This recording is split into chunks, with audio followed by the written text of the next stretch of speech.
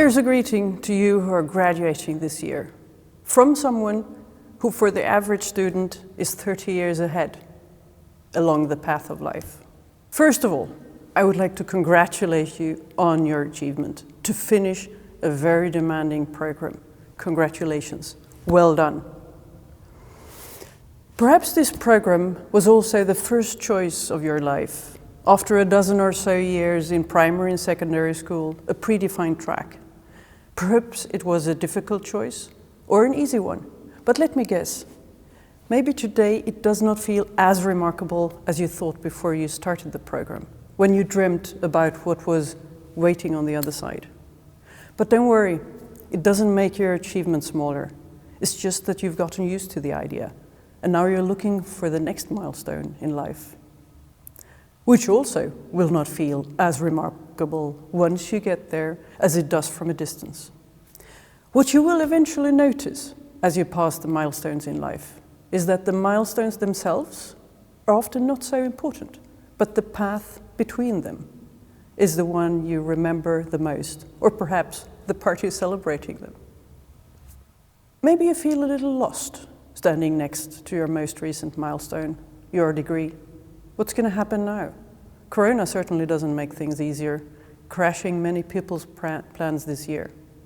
So you stand there, wondering where you're going, who you are. Many students I meet are in a bit of a hurry at that particular stage of life. You want to get started. You want things to fall into place.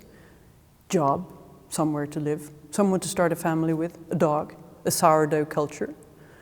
Life is supposed to begin. A little bit like preparing for a stage performance that you have rehearsed and rehearsed, waiting anxiously for the show to start. But the thing is that the curtain is already up. The show's in full swing. Life is already happening. While you prepare, study, look for a job, date, and look for an apartment. Life is here and now and tomorrow. Does it sound like a cliche? I thought so too, until I eventually realized that this is exactly how it is. And it's quite important to realize that, so that you don't miss the show because you were so busy preparing for it. That feeling of being a little lost, by the way, which you might have, usually it's there more when you approach or pass a milestone like this. What should you do now? Who should you be? What do you want in life? When does that feeling ever pass? When are you finally done? To answer from my perspective, some 30 years ahead of you, I can tell you that I am absolutely much more confident, more complete and less confused today than 30 years ago. And as a 50-year-old, I feel significantly wiser than when I was 40. But I still have many thoughts about who I really am, what I will become when I grow up. Is there a pattern here? I asked my wise mother, who's another 30 years ahead of me. When did the pieces finally fall into place for her? That conversation made me completely give up hope about certainty in the question of life. I will die wondering and pondering. But it absolutely does not depress me. Quite the contrary. Life goes on. You change, you develop. Your understanding of yourself and the world around you grows, but never finishes. So along this messy and winding, unpredictable path in life, what determines what happens, where you end up? I read an interesting book by a professor of psychology, nerding into the subconscious influence on our actions. He's tried to figure out why we do what we do as a key to understand ourselves.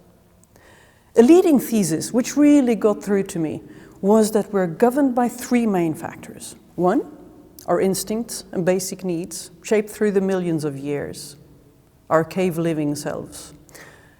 Two, our own childhood, upbringing, and life experiences. And three, our future. Okay, now how can the future affect what happens in the future? Well, our view of and our belief in, our image of what our future will be is a very powerful tool which affects what actually happens. Say, for example, that you imagine a future where you live abroad and work with the grand challenges of poverty reduction. Your brain will pay more attention to opportunities that can lead you there than if you imagine a future as a researcher at ESS in Lund, which makes your brain aware of completely different signals. Believe me, or read the book, but beware that what you think about your future, because the risk is great that it will be something like that, what you imagine, whether positive or negative. Most of you are now at the threshold of your working life. What advice can I give you from the other end of that corridor? Let me first turn briefly to you women out there and tell you that there are many truths about what it's like to be a woman at work. I can only describe my journey as a woman among engineers in some of the regions, semi-large companies in IT and telecom, and later in the world of board directors in various tech companies. Along that journey, I've been offered a ride in glass lifts much more often than I have hit my head on the glass ceiling.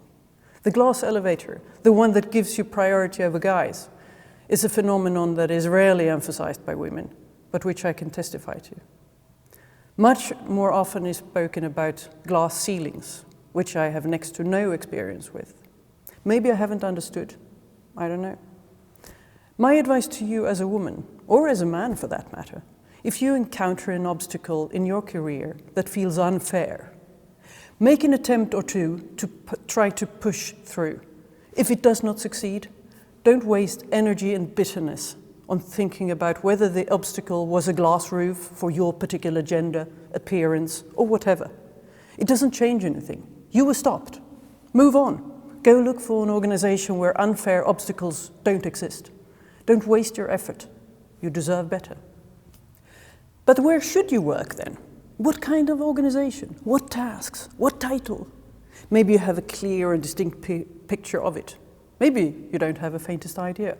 Is there any general advice to give? Well, my most important advice is to accept your own responsibility to thrive and develop in working life. There is an infinite number of bad managers and bad jobs, but fortunately, even more good places to be.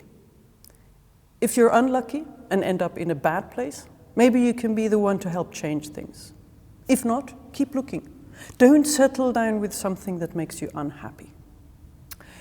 Now, life has its highs and lows. Maybe you're on top right now, full of joy at having finished your degree. Maybe you're deep down in a valley, miserable at failed plans, crashed by a virus.